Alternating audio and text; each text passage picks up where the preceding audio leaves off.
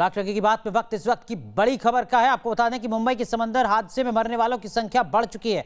Barge P305 के पास से अब तक 49 लोगों के शव बरामद किए गए हैं। 188 लोगों को इससे पहले बचाया जा चुका है। अब जो बाकी लोग हैं उनकी तलाश में रेस्क्यू ऑपरेशन लगातार चल रहा है। इससे पहले ये मौत का आंकड़ा 30 के आसपास था, लेकिन अब कुछ और शव बरामद हुए हैं। अब 49 लोगों के अब तक शव बरामद हो चुके हैं। 188 लोगों को बचाया गया है। रेस्क्यू ऑपरेशन लगातार जारी है।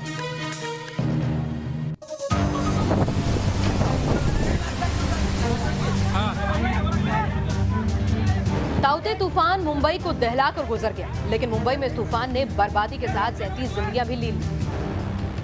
मुंबई के समंदर में बार्ज P305 के पास अब भी लापता लोगों की तलाश जारी है। भारतीय नौसेना का INS कोच्चि, INS कोलकाता और INS तलवार इस रेस्क्यू ऑपरेशन में शामिल है। ताउते तूफान के कारण समुद्र में डूब चुके बार्ज P305 पर सवार करीब 50 लोग अभी भी लापता हैं, जिनकी तलाश में भारतीय नौसेना और कोस्ट गार्ड लगी हुई है। आपको बता दें कि समुद्र में करीब 35 नॉटिकल माइल दूर डूबा है बार्ज P305। इस बार्ज पर 273 लोग सवार थे और जब से नौसेना और कोस्ट गार्ड को इसकी जानकारी दी गई तब से ही चल रहा है सबसे बड़ा रेस्क्यू ऑपरेशन। आपको जानकारी देते हैं कि अब तक इस रेस्क्यू ऑपरेशन को अंजाम देने के बाद 188 लोगों को सुरक्षित बचाया जा चुका है और करीब 37 लोगों के शव बरामद किए गए हैं। लेकिन सवाल है कि समंदर हादसे में मारे गए लोगों की मौत का जिम्मेदार कौन है, जबकि तूफान का अलर्ट पहले से जारी था। सबसे पहले आपको मुंबई हादसे पर चीफ इंजीनियर रहमान शेख के खुलासे से रूबरू करवाते हैं। शेख ने शिपिंग कंपनी और कैप्टन पर गंभीर आरोप लगाते हुए कहा है कि कंपनी और कैप्टन ने पोर्ट तक नहीं जाने दिया, साथ ही बार्ज को ले जाने का ऑर्डर भी नहीं दिया। नहीं, प्रमन ने आपको क्यों नहीं बोला वैसा पुल आउट करके मुंबई लेके आओ जब साइक्लोन हो रहा है तभी? उस टाइम पवन ने बोला हुआ कैप्टन से बात हुआ था। कैप्टन ने नहीं लेके गया। उसमें बात हुआ था तभी नहीं आ पा रहा है तब बात की में। कैप्टन ने बोला 40 नॉट के ऊपर विंड जाएगा। 11 बजे शुरू होगा, 12 बजे खत्म हो जाएगा। बताया जा रहा है कि तूफान के मद्देनजर 12 मई को ही मौसम विभाग ने अलर्ट जारी कर दिया था। ऐसे में अब कई सवाल खड़े हो रहे हैं। इन सवालों को लेकर अब पेट्रोलियम मंत्रालय ने कड़ा रुख अख्तियार करते हुए जांच कमेटी का गठन किया है। ये स्पेशल कमेटी पूरे मामले की जांच करेगी और 1 महीने में रिपोर्ट देगी। पेट्रोलियम और प्राकृतिक गैस मंत्रालय ने 3 सदस्यीय कमेटी का गठन कर दिया है, जो इस बात को चेक करेगी कि आखिर जब जानकारी दे दी गई थी, जब ये बता दिया गया था कि इस तरह का साइक्लोन बन रहा है और वो इस तारीख को टकरा सकता है तटीय इलाकों से, तो बार्ज से लोगों को वहाँ से हटाया क्यों नहीं गया? तीनों जो जहाज थे उनसे लोगों को हटा करके सुरक्षित इलाकों में क्यों नहीं पहुँचाया गया? इस पर अब 3 सदस्यीय कमेटी जो है वो इंक्वायरी करके 1 महीने के अंदर पेट्रोलियम मंत्रालय को अपनी रिपोर्ट सौंपेगी। ये रिपोर्ट जाहिर तौर पर यह बताएगी कि SOP का कैसे पालन किया गया, किस तरह से जो इंक्वायरी दी गई, जो डिटेल दी गई थी उसका सही तरीके से पालन हुआ कि नहीं हुआ, और यह भी पता लगाने की कोशिश की जाएगी कि आखिर जिम्मेदारी किसकी थी, किसने चूक की और कैसे चूक ये हो गई, क्योंकि तमाम लोगों को अपनी जान से हाथ धोना पड़ा है। दरअसल बाढ़ हादसे में कई परिवारों के चिराग बुझ गए। ऐसे में इस सवाल का जवाब जरूरी है कि क्या कोई कोताही हुई है। अर्जुन पांडे की उम्र सिर्फ 30 साल थी। P307 पर काम करते थे अर्जुन। तूफान से पहले पत्नी से बात हुई। परिवार बिहार के गोपालगंज में है, लेकिन अर्जुन लापता है। उनके भाई और दूसरे रिश्तेदार उनकी तलाश कर रहे हैं। भारतीय नौसेना और कोस्ट गार्ड रेस्क्यू ऑपरेशन कर रही है, तो वहीं दूसरी तरफ परिवार के लोग परेशान हैं और अपने भाई, अपने जीजा को वो ढूंढने में लगे हुए हैं, जो कि उस बार्ज P305 पर सवार थे और वहाँ काम करते थे। हमारे साथ प्रिंस पांडे हैं, जो कि अपने भाई अर्जुन को ढूंढ रहे हैं, जो कि उस बार्ज पर काम करते थे। किस तरह की जानकारी मिली? आप जब समुद्र में तूफान आ रहा था, आपको पता था आपके भाई जो हैं बार्ज पर काम कर रहे हैं, तो पहले क्या आप लोगों ने संपर्क करने की कोशिश की? जी, पहले संपर्क करने की कोशिश की। उसके बाद से मतलब फ़ोन लगाए, फ़ोन उनका लगा नहीं। तो फिर मैं इधर वर्कशॉप में गया। वर्कशॉप में कुछ पता नहीं चला। फिर ऑफिस में गया। ऑफिस में गया तो मतलब वहाँ पे कुछ लोग बोले, मतलब साहब भी बोले, अनुज साहब करके एक शख्स हैं, वो बोले कि मतलब आज शाम तक सब कोई बेलापुर में आ जाएगा। मैं बोला ओके ठीक है, कोई बात नहीं। फिर मैं शाम को देखा, शाम को नहीं आए। फिर मैं सुबह में गया। सुबह में मतलब फ़ोन करके ही गया तो बोले कि 9 बजे तक आ जाएंगे। फिर भी वो 9 बजे तक नहीं आए। फिर शाम को मतलब मैं उधर सुबह में चला गया, तो फिर शाम तक मैं उधर रहा, शाम तक उधर बैठा हुआ था। वो बोले कि मतलब 1 बजे आओ, 12 बजे आओ। तो मतलब 1 बजे लिस्ट आया, तो मेरे को बताया गया कि उसमें नाम नहीं है। मैं कौन सी लिस्ट थी? ये पहला लिस्ट, सर्वाइवर लिस्ट जो था, जो हाँ, बच के निकले थे। जी। तो उसमें नाम नहीं था। अभी दूसरा लिस्ट वो बोले कि आएगा अभी, लेकिन दूसरा लिस्ट अभी तक नहीं आया है। लोग जो हैं इस हादसे में मारे गए हैं, जांच बैठा दी गई है, लेकिन इस पूरे हादसे के पीछे जिम्मेदार कौन है, आखिर किसकी गलती की वजह से ये इतना बड़ा हादसा हुआ है, ये जांच के बाद पता चलेगा। और फिलहाल की बात करें तो परिवार के लोग जो हैं परेशान हैं, यहाँ वहाँ घूम रहे हैं और जानकारी जुटाने की कोशिश कर रहे हैं कि उनका जो परिवार का मेंबर है, उनके जो करीबी हैं, वो सुरक्षित हैं या फिर कहाँ पर हैं। वीडियो जर्नलिस्ट कामेश हल्दे के साथ Pankaj Mishra, news nation, Mumbai. Barge P305 के चीफ इंजीनियर रहमान शेख घायल हुए थे। उनका रेस्क्यू किस तरीके से किया गया ये बता रहे हैं उनके भाई आलम शेख। रहमान शेख और बार्ज के बाकी 4 लोगों का अस्पताल में इलाज चल रहा है। तोक्ते चक्रवात तूफान की वजह से मुंबई के नज़दीक अरब समुद्र में P305 ये बार जो है वो पूरी तरह से डूब गया, जिसमें 37 लोगों की अब तक मौत हो चुकी है, जिनका शव जो है वो भारतीय नौसेना ने समुद्र से निकाला है। और इसको लेकर अब मुंबई पुलिस भी जांच करेगी। मुंबई पुलिस जो है वो इस वक्त पहुंची है मुंबई के अपोलो स्पेक्ट्रा अस्पताल में, जहां पर P305 इस बार्ज में जो लोग जख्मी अवस्था में भारतीय नौसेना को मिले थे, वो इसी अस्पताल में उनका इलाज चल रहा है। और अस्पताल में 5 लोगों का इलाज चल रहा है, जिनमें से एक रहमान शेख है और रहमान शेख के भाई इस वक्त हमारे साथ हैं। आप बताइए कि आपके भाई की तबीयत कैसी है? तबीयत ठीक है अभी वो ठीक है, अभी नॉर्मल है। बट नी में जो मार लगा है, स्वेलिंग बहुत ज़्यादा है उसमें, और अभी ट्रीटमेंट चालू है। अब डॉक्टर लोग भी काफ़ी हेल्पफुल है यहाँ के, इमीडिएट ट्रीटमेंट चालू किया, अभी वो सही है। अंदर करीब कितने लोग होंगे? यहाँ पे 4-5 लोग हैं यहाँ पे। तो सब बाकी लोग ठीक है, सब लोग ठीक है। अच्छा, जब आपके भाई को यहाँ पर अस्पताल में लेकर आए थे, या जब वो बाहर से भारतीय नौसेना उनको लेकर आई थी, आपका संपर्क कब कब हुआ था उनके साथ? मैं 3 दिन से घूम रहा हूँ यहाँ वहाँ नेवी में, इधर उधर पता करने के लिए काफ़ी ट्राई किया, इन लोग को ऑनर लोग को फ़ोन करने के लिए, किसी ने फ़ोन नहीं उठाया, सबने फ़ोन स्विच ऑफ किया।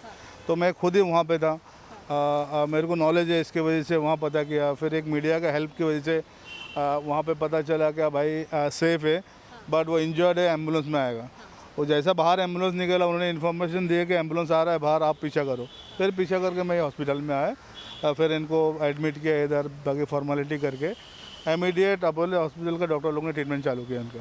आपके भैया से आपकी बात हुई है रहमान शेख से, क्या उनका कहना है? क्योंकि हमने उनकी बात सुनी, तब उनका आरोप है कि कैप्टन को पता था, इस बात की जानकारी थी कि इस तरह का तूफान आ रहा है, लेकिन जो प्रोटोकॉल है उसका पालन नहीं किया गया। आपके भाई ने आपको क्या बताया? जी, मैंने पूछा आपने वेसल पुल आउट क्यों नहीं किया? ये तो आपको 2-3 दिन पहले से मालूम है, साइक्लोन आने वाला है, वेदर रिपोर्ट है, वेदर फोरकास्ट है, वार्निंग है।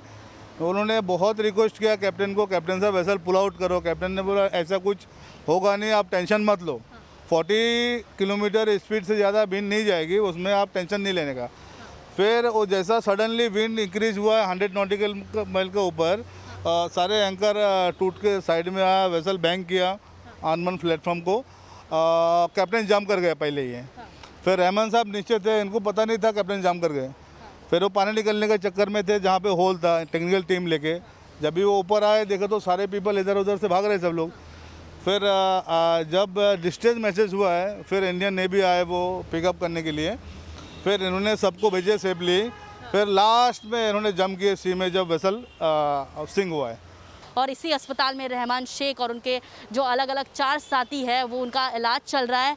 37 लोगों की मौत हो चुकी है, 50 से ज़्यादा लोग जो है वो अभी तक लापता है। 188 लोगों को भारतीय नौसेना ने बचा लिया है। अब सवाल ये है कि इतनी बड़ी लापरवाही आखिर क्यों बरती गई? और ख़ुद रिश्तेदारों का कहना है कि सिर्फ मामले की जांच नहीं, बल्कि एक इमीडिएट कंपनसेशन जो है रिश्तेदारों को मिलना चाहिए, क्योंकि कई परिवार ऐसे हैं जिनकी सैलरी के ऊपर, इसी सैलरी जहाँ पर 305 में जो लोग काम कर रहे थे, उनकी तनख्वाह की वजह से उनका परिवार चल रहा था। आखिरकार वो किस तरफ कहाँ देखे और उनकी जिम्मेदारी अब कौन उठाएगा? वीडियो जर्नलिस्ट सदेश के साथ ज्योत्सना गंगने, न्यूज़ नेशन, मुंबई। ताउते तूफान ने इस हादसे में अब तक 49 जिंदगियां छीन ली। इस हादसे में 188 लोगों का रेस्क्यू कर लिया गया है। नेवी और एयरफोर्स ने अपनी बहादुरी से सैकड़ों लोगों को वक्त रहते समंदर से निकाल लिया। आइए सुनते हैं रेस्क्यू ऑपरेशन के बारे में उन हीरोज से जिन्होंने इस ऑपरेशन में हिस्सा लिया। सारे जहाज जो हैं हमने रेडी करके रख लिए थे पहले से ही, और जितनी भी सर्विसेबिलिटी है और जो हमारे एयरक्रू हैं उनको हमने रेडी कर लिया था। ये बात अलग है कि जिस दिन साइक्लोन आया 17 तारीख को, जो मौसम है इतना ख़राब था कि हमारे एविएशन के लिए और एयर ऑपरेशंस के लिए बिल्कुल भी कंड्यूसिव नहीं था, क्योंकि वेदर और विंड लिमिट्स के बाहर थे।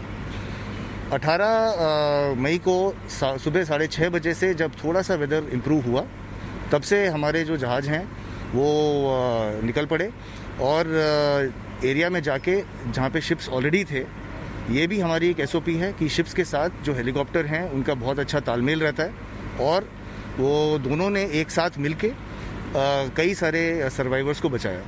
टोटली हेलीकॉप्टर्स की गिनती करें तो मेरे ख्याल से 39 सर्वाइवर्स को हमने बाय एयर ही रेस्क्यू किया है।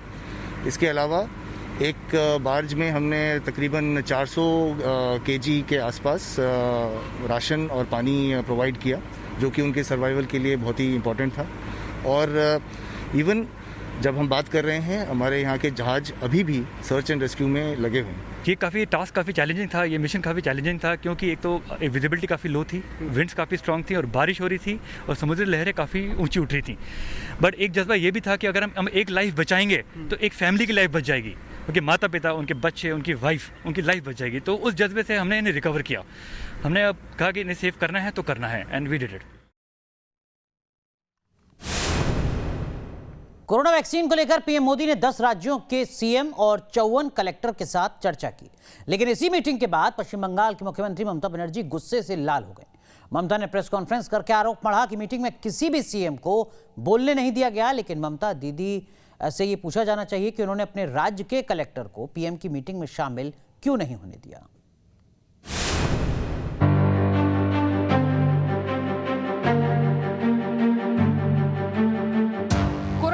की बर्बादी रोकनी। एक भी वैक्सीन की वेस्टेज का मतलब है किसी एक जीवन को जरूरी सुरक्षा कवच नहीं दे पाना। इसलिए वैक्सीन वेस्टेज रोकना बहुत जरूरी है। गांव-गांव में कोरोना को हराना है।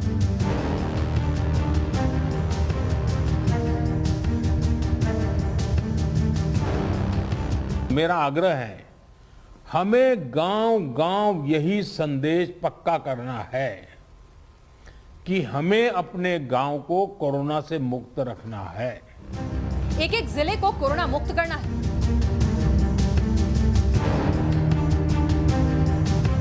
अपने जिले में युवाओं, बच्चों में संक्रमण और उसकी गंभीरता के आंकड़े व्यवस्थित करें। अलग से उस पर रेगुलर आप एनालिसिस कीजिए। हिंदुस्तान को कोरोना से आजाद करवाने के मिशन के तहत पीएम मोदी ने 10 राज्यों के डीएम के साथ वर्चुअल बैठक की। इस मीटिंग में पीएम मोदी ने कोरोना के खतरे, कोरोना से निपटने के तरीके और आगे आने वाली तमाम चुनौतियों के बारे में 54 डीएम को बताया। ये वायरस म्यूटेशन में स्वरूप बदलने में माहिर है, एक प्रकार से बहुरूपिया भी है और ये वायरस धूर्त भी है। तो हमारे तरीके और स्ट्रेटेजीज भी डायनेमिक होने चाहिए।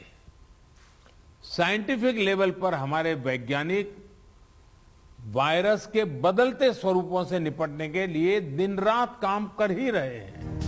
और पीएम के साथ इस मीटिंग में 10 राज्यों के सीएम भी शामिल हुए। कोरोना को लेकर बैठक में पहली बार पश्चिम बंगाल की सीएम ममता बनर्जी शामिल हुई, लेकिन ममता बनर्जी ने अपने राज्य के डीएम को इस बैठक से दूर रखा।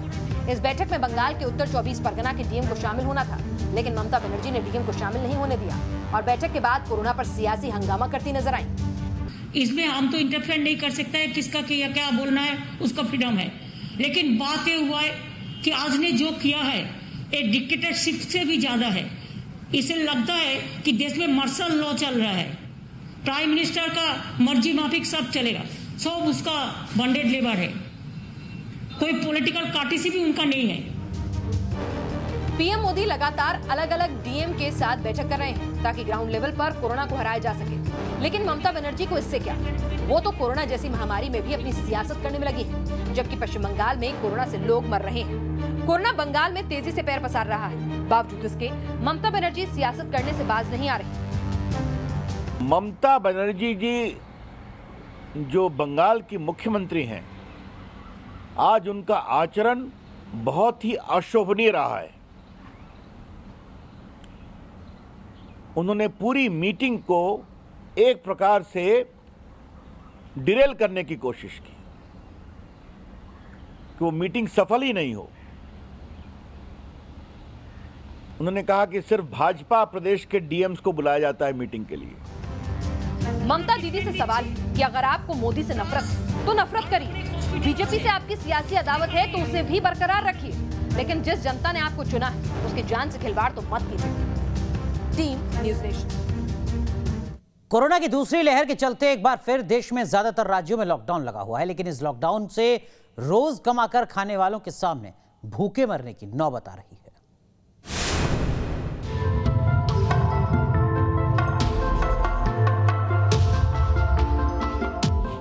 कोरोना ने उन लोगों के पेट पर लात मारी है जो रोज कमाकर खाते हैं।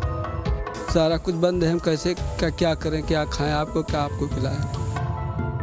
दिन भर काम करने पर ही उन्हें 2 वक्त की रोटी नसीब होती है। खर्चा बहुत मजबूर है, मजबूरी में आते हैं दुकान लगाने के लिए, लेकिन यहाँ कोई बचता नहीं है कुछ।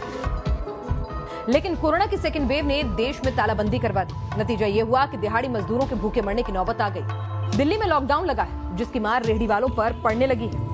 न कमाई है न ग्राहक है, 1 महीने से दुकानें बंद है। ऐसे में इन लोगों के लिए अपना और अपने परिवार का पेट भरना मुश्किल हो रहा है। इस समय हम सदर बाजार में मौजूद हैं। सदर बाजार का इलाका जो कि काफ़ी ज़्यादा खचाखच भरा रहता था, केवल इस चीज़ को लेकर के कि यहाँ बहुत सारी दुकानें रहती हैं, जो छोटे से लेकर के बड़े तक तमाम दुकानें यहाँ पे आपको देखने को मिलती हैं। कहा जाता है कि एशिया की इस बड़ी बाजारों में इसका नाम है। आप देख सकते हैं सन्नाटा पसरा हुआ है। कुछ इक्का दुक्का गाड़ियाँ आपको ज़रूर दिखाई दे रही होंगी, लेकिन इस पूरी बाजार में दुकानें बंद हैं। रेहड़ी पटरी वाले यहाँ से जा चुके हैं, उन्होंने अपनी दुकानों पर पन्नियाँ डाल दी हैं।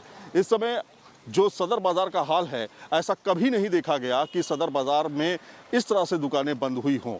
लेकिन लगातार 25 से 30 दिन हो चुके हैं, कुछ इसी तरह से मंजर सदर बाजार का देखने को मिल रहा है। इंसान जो है वैसा, हम तो गरीब आदमी पटरी लगाने वाले इंसान हैं। 2 महीने हो गए, ना तो काम है ना धंधा है। आते हैं, पुलिस वालों ने बहुत अपना रोल बना रखा हुआ है, किसी को दुकान लगाने नहीं देते यहाँ पर। अब सोच रहे हैं लॉकडाउन खुले तो कुछ हो, खुल के नहीं दे रहा लॉकडाउन, क्या करा जाए, मजबूरी है।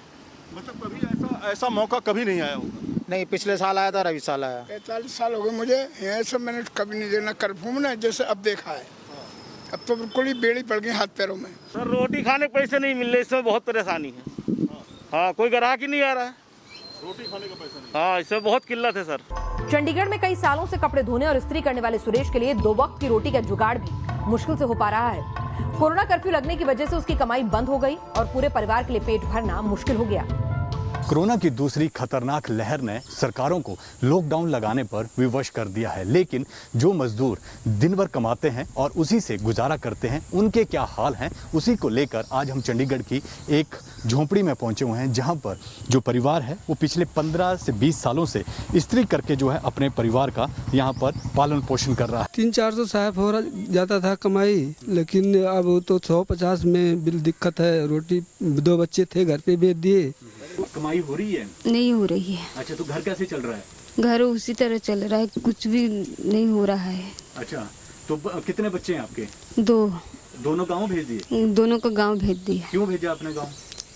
खाना पीना के दिक्कत था, इसीलिए गांव भेज दिए। जम्मू में लॉकडाउन ने टैक्सी वालों की कमर तोड़कर रख दी। लॉकडाउन के चलते हमें इतनी मुश्किल है कि एक तो जितनी भी ट्रेनें आ रही हैं खाली आ रही हैं, कोई पैसेंजर ही नहीं आ रहे, कोई आ ही नहीं रहा, तो क्या करेंगे हम सुबह आते हैं, शाम को चले जाते हैं, डीजल अपना ही ज़ाया करके अपने घर में। आपको पता, महंगाई के साथ साथ हमारे जो और कागज पेपर जो रिसोर्स हैं वो इतने बढ़ गए हैं कि 100 टाइम्स उन्होंने बढ़ा दिए हैं गवर्नमेंट ने।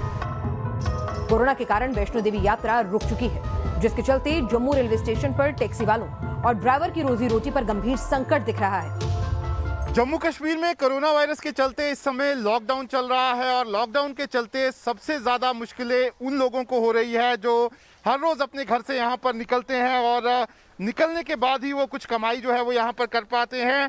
ऐसे में लगातार अब लोगों की मुश्किलें जो हैं वो बढ़ती जा रही हैं। इस समय हम जम्मू रेलवे स्टेशन पर यहाँ पर मौजूद हैं और ये सारी गाड़ियाँ जो आप यहाँ पर देख रहे हैं ये वो गाड़ियाँ हैं जो यहाँ से अलग अलग जगहों की तरफ यहाँ पे निकलती है। ख़ासतौर पर जम्मू में जो माता वैष्णो देवी के श्रद्धालु हैं वो बड़ी तादाद में यहाँ पर आते हैं और यहीं से वो गाड़ी लेकर कटरा माता वैष्णो देवी के दरबार में पहुँचते हैं। लेकिन जब से कोरोना वायरस की दूसरी लहर यहाँ पर शुरू हुई है तब से यहाँ पर जो काम है वो पूरी तरह से ठप पड़ गया है। जो ट्रेन्स आ रही हैं वो लगभग यहाँ पर खाली आ रही हैं। ऐसे में यहाँ पर जिन लोगों के पास गाड़ियाँ हैं और जो गाड़ियाँ चला रहे हैं और ख़ास तौर पर जो ड्राइवर्स हैं उनके लिए यहाँ पर काफ़ी मुश्किल हो गया है। दिहाड़ी मजदूर नहीं, किसानों पर भी लॉकडाउन की मार पड़ी है। छत्तीसगढ़ में धान मंडियां नहीं खुलने से किसानों को औने पौने दाम में राइस मिलों में अपनी फसल बेचनी पड़ रही है। किसानों का जो मंडी है उसको तत्काल सरकार खोले। सरकार इतनी गहरी नींद में है कि किसानों को कोई चिंता ही नहीं है। लॉकडाउन लगने के कारण बड़े शहरों से काफी तादाद में मजदूर वापस अपने घर लौट चुका है। Team news nation. चलिए लाख टके की बात में आज के लिए बस इतना ही, लेकिन जानने से पहले बात देश की बहस की, जिसके लिए आज जो मुद्दा आपने चुना है वो मुद्दा है आतंकवाद के खिलाफ दुनिया की सबसे बड़ी कार्रवाई कहां। 80% लोगों ने इस मुद्दे को चुना है देश की बहस के लिए। तो आज रात 8:30 बजे यानी अब से थोड़ी देर बाद देखिए देश की बहस दीपक चौरसिया के साथ।